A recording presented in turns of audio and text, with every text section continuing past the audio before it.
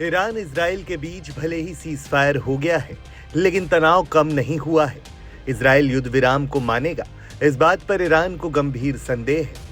इस बीच रिपोर्ट्स के मुताबिक ईरान के न्यूक्लियर प्रोग्राम को लेकर अमेरिका और इजराइल के एक्शन के बाद तेहरान के एक शीर्ष शिया मौलवी ने अमेरिकी राष्ट्रपति डोनाल्ड ट्रंप और इजराइल के प्रधानमंत्री बेंजामिन नेतन्याहू के खिलाफ फतवा जारी किया है। शिया मौलवी नासेर मकारेम शिराजी ने दुनिया भर के मुस्लिमों से एकजुट होने का आह्वान करते हुए फतवा जारी किया है। जानिए फतवा में क्या लिखा है। फतवा में लिखा है, कोई भी शख्स या सरकार जो वैश्विक इस्लामिक समुदाय के लिए खतरा बनेगा, उसे मकबूल जवाब दिया जाएगा। ईरान के सुप्रीम लीडर को धमकी देने या उनकी हत्या की कोशिश करने वालों को अल्लाह के प्रकोप का सामना करना पड़ेगा।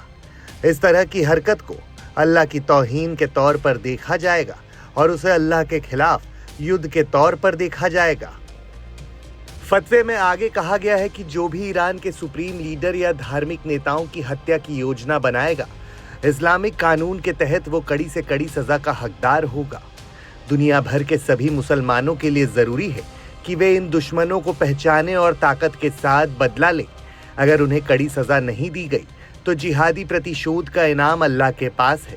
अल्लाह सुप्रीम लीडर की हिफाजत करे, उन पर कृपा बनाए रखे। फतवे में कहा गया कि जो भी इस्लामिक उम्मा के नेतृत्व और उसकी एकजुटता के लिए खतरा बनेगा, उसे अल्लाह की अवहेलना माना जाएगा। दूसरी ओर अमेरिका और इजराइल के हमलों के बावजूद ईरान का परमाणु कार्यक्रम पूरी तरह खत्म नहीं हुआ है। ये बड़ा खुलासा संयुक्त राष्ट्र की परमाणु निगरानी संस्था IAEA के प्रमुख राफेल ग्रोसी ने किया है। उनका कहना है कि ईरान कुछ ही महीनों में यूरेनियम संवर्धन फिर से शुरू कर सकता है, यानी परमाणु बम बनाने के बहुत करीब है।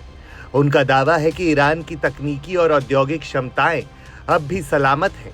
बता दें कि इजराइल से सीजफायर के तुरंत बाद ईरान ने अपनी संसद में प्रस्ताव पास करके IAEA से संपर्क तोड़ दिया था। हालांकि ये बयान सीधे तौर पर अमेरिकी राष्ट्रपति डोनाल्ड ट्रंप के उस दावे को चुनौती देता है जिसमें उन्होंने कहा था कि अमेरिका ने ईरान के परमाणु ठिकानों को पूरी तरह तबाह कर दिया और देश को दशकों पीछे ढकेल दिया है।